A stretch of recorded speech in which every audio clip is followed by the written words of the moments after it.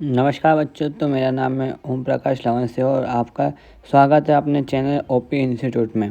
और आज हम समझेंगे कक्षा 9th पार्ट 2 बेलों की कथा के जो परीक्षा में आने वाले महत्वपूर्ण प्रश्न उत्तर हैं, आईएमपी प्रश्न उत्तर, उनके बारे में आज हम समझेंगे। और इसमें से ही एग्ज़ाम में आने वाले हैं जो आपकी वार्षिक एग्ज़ाम रहेगी, अर्धवार्षिक एग्ज़ाम रहेगी, इन्हीं क्वेश्चनों में से आपके रहेंगे, क्योंकि ये भी चैप्टर के ही हैं। तो पहले हम इनका जीवन परिचय समझेंगे मुंशी प्रेमचंद का, जो कि इस पाठ के लेखक हैं। प्रेमचंद का जन्म सन 1880 में बनारस के लम्ही गांव में हुआ था। कहाँ हुआ था? बनारस के लम्ही गांव में हुआ था। उनका मूल नाम धनपत राय था। उनका मूल नाम क्या था बेटा? धनपत राय था।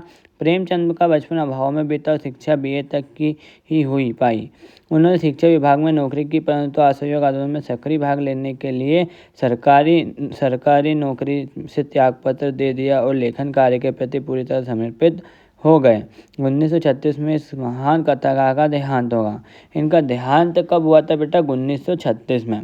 इन्होंने क्या हुआ, जब महात्मा गांधी का असहयोग आंदोलन था तो उस समय इन्होंने सरकारी नौकरी को ठुकरा दिया और आंदोलन में जुड़ गए। अब इनके प्रश्न उत्तर इस चैप्टर के वो आज हम अच्छे से समझेंगे। तो पहला, कांजा उसमें कैद पशुओं की हाजिरी क्यों ली जाती थी?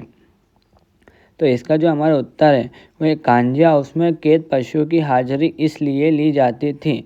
किस लिए ली जाती? इसलिए ली जाती थी। आपको उत्तर प्रश्न जो है उसका उत्तर थोड़ा उसमें से लिखना है प्रश्न में से, बाकी यहाँ से हमें लिखना पड़ेगा। इसलिए ली जाती थी ताकि यह सुनिश्चित किया जा सके कि सभी पशु सुरक्षित है, कोई गायब तो नहीं हुआ है और उनके स्वास्थ्य या देखभाल की उचित व्यवस्था बनी रहे। इससे पशुओं की संख्या, स्थिति व देखरेख का पूरा रिकॉर्ड रखा जा सकता है। अब अगला जो हमारा प्रश्न 2 है, छोटे बच्चे को बैलों के प्रति प्रेम क्यों उमड़ आया? तो छोटे बच्चे को बैलों के प्रति प्रेम इसलिए उमड़ आया क्योंकि बैल सरल, मेहनती और निर्भीक थे। क्या थे? बैल सरल, मेहनती और निर्भीक थे। उनकी मासूमियत और श्रमशीलता ने बच्चे के मन को छू लिया और उनके प्रति करुणा, अपनापन इसने महसूस करने लगी। इसलिए बच्चे को क्या आया था? बैलों के प्रति प्रेम उमड़ कर आया था, क्योंकि बच्चे की माँ भी नहीं थी सगी, है ना। तो उसकी भी जीवन था जो दुखों से भरा हुआ था, जो हमने कहानी में समझा था। अब अगला जो हमारा है, कहानी में बैलों के माध्यम से कौन कौन से नीति विषयक मूल्य उभर कर आए? हमारा प्रश्न क्या है, कहानी में बैलों के माध्यम से कौन से नीति विषयक मूल्य उभर कर आए हैं? तो इसका उत्तर है, बैलों के माध्यम से निम्न नीति विषयक मूल्य उभर कर आए। पहला, श्रम की महत्ता। श्रम मतलब बेटा होता है काम करना, तो जो काम करने के महत्व है वो श्रम बहुत था उनके जीवन में। मित्रता और साथ निभाने की भावना, वे दोनों मित्र भी थे और एक दूसरे का साथ भी निभाते थे। अगला जो है निष्ठा और ईमानदारी।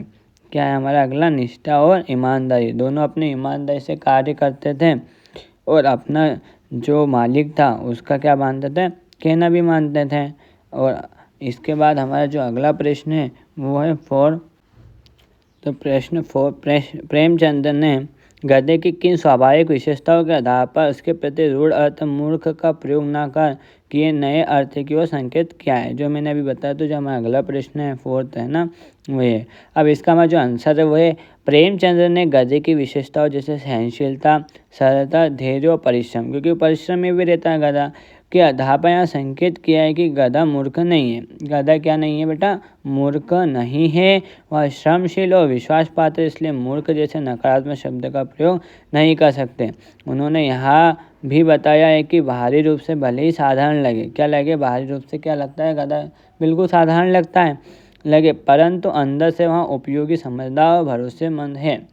भरोसेमंद भी और उपयोगी है। आपने देखा होगा गधम जो कुम्हार होता है वो मटके गधे पर टांग के ले जाता है बेचने, है ना। तो वो कितना भरोसेमंद होता है, विश्वासदार होता है ना। तो जो गधे को जिस प्रकार समझाया प्रेमचंद ने, वो उसे मूर्ख नहीं बताया है, मूर्ख बिल्कुल भी नहीं बताया है। और जो अगला हमारा प्रश्न है वो है, किन घटनाओं से पता चलता है कि हीरा और मोती में गहरी दोस्ती थी? तो जो हीरा और मोती कौन थे बेटा? 2 बैल थे। कौन थे? 2 बैल थे। तो उनमें हमें क्या बताना है? उनमें दोनों में गहरी दोस्ती होती है ना, तो इसी के बारे में हम समझेंगे। तो कई घटना से इस बात का प्रमाण देते हैं कि इन दोनों में क्या थी? गहरी दोस्ती थी। तो हमारा जो फर्स्ट वाला पॉइंट है, वो दोनों ने एक दूसरे का साथ कभी नहीं छोड़ा। मतलब दोनों कभी एक दूसरे का साथ नहीं छोड़ते थे, एक दूसरे की सुरक्षा और भलाई की चिंता की। कठिन परिस्थितियों में भी एक दूसरे के साथ खड़े रहे, संकट के समय बिना स्वार्थ एक दूसरे का साथ निभाया। ये उनकी घटनाएं थी जो गहरी दोस्ती को दर्शाती है ना। वो मतलब सब ये दोनों क्या होते थे, साथ रहते थे और एक दूसरे के साथ खड़े भी रहते थे। तो अगला जो हमारा प्रश्न है वो प्रश्न है हमारा 6, जो कि है लेकिन औरत जात पर सिंह चलाना मना है। यहाँ भूल जाते हो। हीरा के इस कथन के माध्यम से स्त्री के प्रति प्रेमचंद के दृष्टिकोण को स्पष्ट कीजिए। तो हीरा का यह कथन दर्शाता है कि प्रेमचंद स्त्री का सम्मान करते हैं। वह मानते हैं कि स्त्री की रक्षा करनी चाहिए, उस पर हिंसा करना अनुचित है। स्त्रियों को कमजोर या निर्बल समझकर उन पर अत्याचार नहीं करना चाहिए। प्रेमचंद का दृष्टिकोण करना, संरक्षण और सहानुभूति पर आधारित है। अब जो आपने कक्षा 9th पार्ट 2 बेलों की कथा, इसके प्रश्न उत्तर सभी कंप्लीट कर लिए होंगे, क्योंकि इसी में से प्रश्न उत्तर आने वाले हैं हमारी वार्षिक परीक्षा में, अर्धवार्षिक में, त्रैमासिक, जितने भी एग्जाम होते हैं इसी में से ही आएंगे, क्योंकि ये बहुत ही महत्वपूर्ण है। तो अभी तक जिन भी बच्चों ने सब्सक्राइब नहीं किया, सब्सक्राइब कर देना और बेल आइकन यहाँ पे क्लिक कर देना, ताकि आपके पास हमारी वीडियो सबसे पहले आ जाए। परीक्षा की अच्छी तैयारी करने के लिए चैनल को सब्सक्राइब कर लेना। मिलते हैं हमारी अगली वीडियो में अगले चैप्टर के साथ। तब तक के लिए बाय। जय हिंद, जय भारत।